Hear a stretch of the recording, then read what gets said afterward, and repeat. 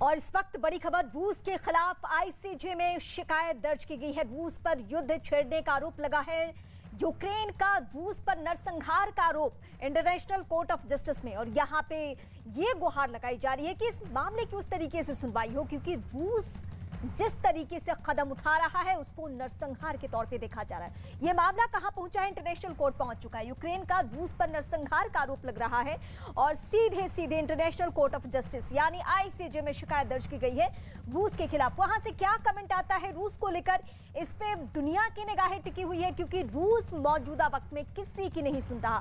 कोई उसको फर्क नहीं पड़ रहा है, चाहे जितनी उसकी निंदा हो जाए, जितनी टिप्पणी की जाए, जितने लोग ये कहें, उसके रूसी लोग भी कह रहे हैं कि प्लीज स्टॉप द वॉर, लेकिन उसको कोई फर्क नहीं पड़ता। पुतिन को फिलहाल कोई फर्क नहीं पड़ता है। लेकिन फिलहाल जो इस वक्त की सबसे बड़ी खबर हम आपको अपडेट कर रहे हैं वो ये कि अब ये मामला कहां पहुंचा है। आईसीजे पहुंच चुका है, इंटरनेशनल कोर्ट ऑफ जस्टिस में पहुंच चुका है और वहां पे शिकायत इस तरीके से की गई है कि रूस नरसंहार कर रहा है। हालांकि इस बीच जो युद्ध की तस्वीरें, युद्ध की स्थिति हम आपको दिखाएंगे सिलसिलावार तरीके से, फिर आपको पता चलेगा कि 4 दिन बाद भी स्थिति बिल्कुल नहीं बदली है। हर दिन की तस्वीरें और भी भयावह होती जा रही है। रूस एक कदम भी पीछे हटने को तैयार नहीं, तो यूक्रेन भी लोहा ले रहा है, चुनौती दे रहा है रूस जैसे ताकतवर मुल्क को। 3 तस्वीरें आपकी टीवी स्क्रीन पर और ये तीनों तस्वीरें बयां कर रही है कि फिलहाल क्या स्थिति यूक्रेन में है। पुतिन लगातार अपने सैनिकों के जरिए, अपने हथियारों के जरिए, अपने टैंक के जरिए प्रेशर डालने की कोशिश कि घुटने टेक दे यूक्रेन। राष्ट्रपति ज़ेलेंस्की टेक दे घुटने, लेकिन ऐसा होने नहीं जा रहा। दूसरी तस्वीर जो हम आपको दिखा रहे हैं वो युद्ध में यूक्रेन कैसे जल रहा है उसकी तस्वीर है। तीसरी तस्वीर उस राष्ट्रपति की जिसकी दिलेरी की चर्चा आज दुनिया में हो रही है, यानी यूक्रेन के राष्ट्रपति।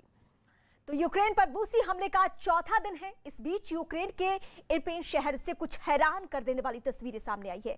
यहाँ की सड़कों पर जवानों के शव पड़े दिखाई दिए। यूक्रेन ने दावा किया है कि ये शव रूसी सैनिकों के हैं। ये तस्वीरें आप देखिए, शव यहाँ पे जो है उसके बारे में यूक्रेन का दावा यह है कि हमने रूसी सैनिकों को मार गिराया है, क्योंकि लोहा ले रहा है, बराबरी ताकत के साथ जूझ रहा है। जितनी भी क्षमता है, जितने भी हथियार है, जो भी मदद मिल रहा है यूक्रेन को, उस अपनी क्षमता के साथ वो युद्ध के मैदान में डटा हुआ है। एक्सक्लूसिव तस्वीरें आपके टीवी स्क्रीन पर। इरपिन वो इलाका यूक्रेन का ताजा तस्वीर है, ये एक्सक्लूसिव तस्वीर है। रूसी सैनिकों की ये स्थिति आप देखिए। हालांकि युद्ध रुक जाए और दोनों तरफ के लोग ना मारे जाए, ये पूरी दुनिया उम्मीद कर रही है, लेकिन यूक्रेन के पास फिलहाल विकल्प भी नहीं है। अगर वो रूसी सैनिकों के ऊपर हमला नहीं बोलेगा तो फिर तख्ता पलट की नौबत आ जाएगी, और ये किसी भी सूरत में ना यूक्रेन के नागरिक चाहते हैं और ना ही यूक्रेन के राष्ट्रपति चाहते हैं। और इस बीच एक और बड़ी खबर का हम रुख करेंगे। यूक्रेन में रूस के हमले के बीच यूक्रेन से धमाके की तस्वीर सामने आई है। धमाके के बाद वहां आसपास के इलाकों में धुआं ही धुआं दिखाई दिया। धुएं के गुब्बार के बीच में हालांकि अभी भी जो यूक्रेनी सैनिक हैं उनकी ताकत और भी ज्यादा, वो और भी मजबूती के साथ आगे बढ़ रहे हैं। ये तस्वीरें हम इस वक्त दिखा रहे हैं और ये धुएं का गुब्बार, यानी पूरे इलाके की स्थिति यही हो चुकी है। गोला बारूद, बम, धमाके, थर्रा उठा है पूरा यूक्रेन। लेकिन इनकी हिम्मत की, इनकी दिलेरी की दाद देनी होगी, क्योंकि 81 घंटे से लगातार ये सूरत बनी हुई है, लेकिन पीछे हटने को यूक्रेन तैयार नहीं है। रूस के बारे में सबको मालूम है कि वो अपनी सैन्य ताकत के लिए जाना चाहता है, वो अपने हथियारों के लिए जाना चाहता है। युद्ध की स्थिति में उसे पूरी मजबूती के साथ वो रण क्षेत्र में उतरा है, लेकिन जिसके पास ये मुसीबत बिन बुलाई पहुंची हो वो कैसे तैयार है वो हम आपको दिखा रहे हैं। और यूक्रेन के इरपिन में जबरदस्त धमाका, और धमाके के बाद इलाके में कुछ देर के लिए अफरा तफरी का माहौल हो गया, क्योंकि जिस तरीके से ये तस्वीरें हैं उसको देखकर आप सहज ही अंदाजा लगा सकते हैं कि किसी के घर के 400 मीटर, 500 या 1 किलोमीटर के दायरे में भी इस तरीके से धमाका हो तो वो पूरा इलाका थर्रा उठेगा। और यही हो रहा है कहां पे? फिलहाल यूक्रेन के अलग अलग हिस्सों में।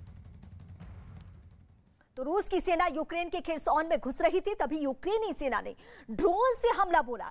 यूक्रेन की सेना की ओर से बयान आया है और उनका कहना है, उनका दावा है कि हमने ड्रोन से इसे मार गिराया है। ये तस्वीरें इस वक्त आपके टीवी स्क्रीन पर, यूक्रेन की सेना का दावा, और सीधे सीधे दावा ये कि जो सेना मूव कर रही थी खेरसॉन इलाके में, उसे यूक्रेनी सेना ने ड्रोन के जरिए हमला बोला, मार गिराया है। ये सीधे बयान किसका है? यूक्रेन की सेना का बयान।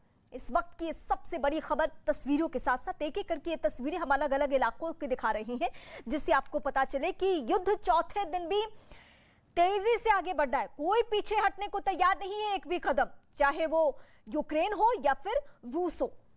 इस बीच यूक्रेन के राष्ट्रपति लगातार दूसरे से मदद की अपील कर रहे हैं, लेकिन इस बीच जर्मनी ने अपना रक्षा बजट बढ़ा दिया है।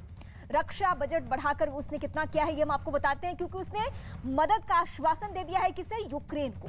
जर्मनी वो जिसको लेकर कहा जा रहा था कि शायद जर्मनी आगे नहीं आए, व्यापारिक संबंध है उसके रूस से, लेकिन ऐसा नहीं हुआ। $100 मिलियन उसने बढ़ा लिया है जर्मन सेना को मजबूत करने का ऐलान। यानी देखिए ये तैयारी किस तरीके से चल रही है। रूस यूक्रेन युद्ध के बाद फैसला लेगा जर्मनी, और जर्मनी ने अपना रक्षा बजट बढ़ाया, हालांकि उसको भी मजबूत होना है। €100 मिलियन का स्पेशल फंड रक्षा बजट के लिए जर्मन सेना को मजबूत करने का ऐलान। यानी क्या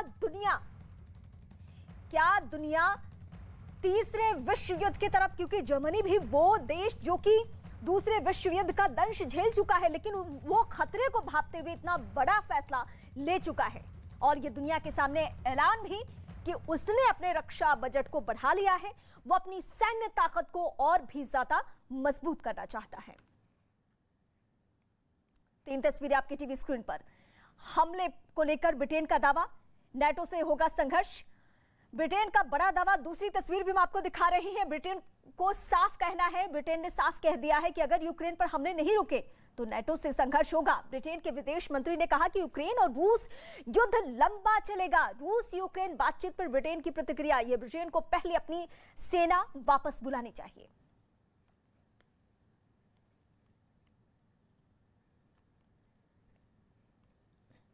यूक्रेन के राष्ट्रपति जेलेंस्की का बातचीत न्योता ठुकरा दिया है उन्होंने। जेलेंस्की ने कहा है कि हम बेलारूस में बातचीत बिल्कुल नहीं करेंगे, और बेलारूस से यूक्रेन पर लगातार हमले हो रहे हैं, यही वजह है कि वो बातचीत के टेबल पे बैठने को तैयार नहीं है। रूस ने हालांकि यूक्रेन को बेलारूस में बातचीत का न्योता दिया था।